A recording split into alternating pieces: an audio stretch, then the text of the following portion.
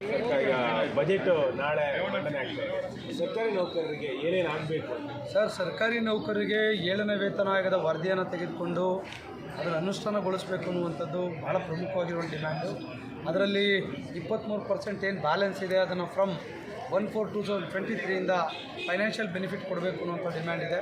ಬಹುಶಃ ಸರ್ಕಾರದ ಜೊತೆ ಮಾತುಕತೆಗಳು ಮುಖ್ಯಮಂತ್ರಿಗಳ ಜೊತೆ ಆದಾಗ ಅವರು ಕೂಡ ಪಾಸಿಟಿವ್ ಆಗಿ ಅದ್ರ ಬಗ್ಗೆ ಪ್ರತಿಕ್ರಿಯೆಗಳನ್ನು ನೀಡಿದ್ದಾರೆ.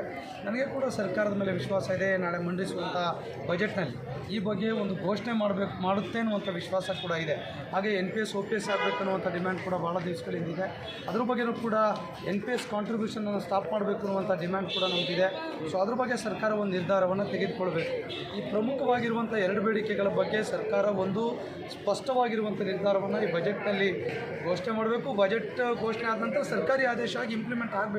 ಕೇವಲ ಬಜೆಟ್ನಲ್ಲಿ ಘೋಷಣೆ ಆದರೂ ಉಪಯೋಗ ಆಗೋದಿಲ್ಲ, ಅದು ಅನುಷ್ಠಾನ ಆಗುವಂಥದ್ದು ಭಾಳ ಮುಖ್ಯ. ಅವ್ರು ಬಜೆಟ್ನಲ್ಲಿ ಮಾಡ್ತಾರೋ ಬಿಡ್ತಾರೋ ನಮ್ಗೆ ಅದು ಪ್ರಶ್ನೆ ಅಲ್ಲ. ನಮಗೆ ಸರ್ಕಾರಿ ಆದೇಶನ ಹೊರಡಿಸಿ ಅನುಷ್ಠಾನಗೊಳಿಸುವಂಥ ಕೆಲಸವನ್ನು ಸರ್ಕಾರ ಮಾಡಿದ್ರೆ ರಾಜ್ಯದ ನೌಕರರು ಸರ್ಕಾರದ ಬಗ್ಗೆ ಇನ್ನೂ ಹೆಚ್ಚಿನ ಗೌರವವನ್ನು ಹೊಂದಿರ್ತಾರೆ ಎನ್ನುವಂಥದ್ದು ನನ್ನ ಅಭಿಪ್ರಾಯ ಆಗಿದೆ. ಆ ಹಿನ್ನೆಲೆಯಲ್ಲಿ ಸರ್ಕಾರದ ಮೇಲೆ ಸಾಕಷ್ಟು ಒತ್ತಡಗಳು ಸಚಿವರಿರ್ಬೋದು, ಮುಖ್ಯಮಂತ್ರಿಗಳು, ಉಪಮುಖ್ಯಮಂತ್ರಿಗಳು ಎಲ್ಲರ ಮೇಲೂ ಒತ್ತಡ ಹಾಕಿದ್ದೇವೆ. ಸನ್ಮಾನ್ಯ ಮುಖ್ಯಮಂತ್ರಿಗಳು ಸಿದ್ದರಾಮಯ್ಯ ಸಾಹೇಬರು ಕಳೆದ ವಾರ ಮೀಟಿಂಗ್ ಮಾಡಿದಾಗ ಇಷ್ಟೇ ಹೇಳಿದ್ದಾರೆ, ನಿಮ್ಮನ್ನು ಹೋರಾಟ ಕೇಳಿದ್ರೆ ನಿಮ್ಮ ಬೇಡಿಕೆ ಈಡೇರಿಸ್ತೇವೆ ಅನ್ನುವಂಥ ಮಾತನ್ನು ಹೇಳಿದ್ದಾರೆ. ಸೊ ಹಾಗಾಗಿ ಎಲ್ಲ ಒಂದು ಕಡೆ ನಮ್ಗೆ ಭರವಸೆ ಬಗ್ಗೆ ನಂಬಿಕೆ ಕೂಡ ಹೆಚ್ಚಾಗಿದೆ.